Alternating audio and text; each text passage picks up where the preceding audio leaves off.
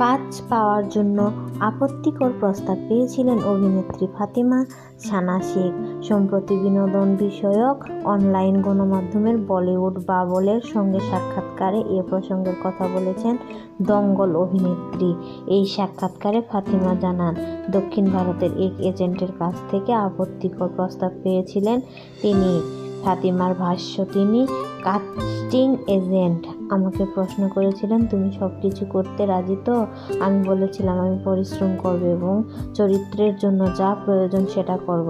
কিন্তু তিনি সেই ইঙ্গিতপূর্ণ কথাটা বলতেই থাকেন আর আমি না বোঝার ভান করে উত্তর দিতে থাকি। দেখতে চাইছিলাম কত নিচে নামতে পারেন তিনি। এমনই আর এক অভিজ্ঞতা তার হয়েছিল হায়দ্রাবাদে। সেখানে এক প্রযোজক নাকি কাস্টিং কাউচ নিয়ে খোলামেলা কথা বলেন। ফাতিমা বলেছেন, আমরা একটা ঘরের মধ্যে ছিলাম, প্রযোজকেরা জানিয়েছিলেন লোকজনের সঙ্গে দেখা করতে হবে ইত্যাদি। বুঝতেই পারছিলাম কী করতে চাইছেন তারা, তবে সরাসরি কিছু বলেছিলেন না।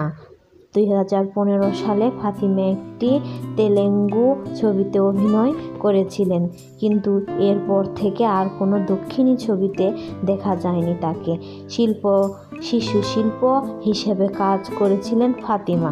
বলিউডে তার প্রথম ছবি দঙ্গল, সেই ছবিতে প্রশংসা পান অভিনেত্রী। এবার লুডো, অজীব দাস্তা, এক ধর ধর এর মতো ছবিতে অভিনয় করেছেন তিনি।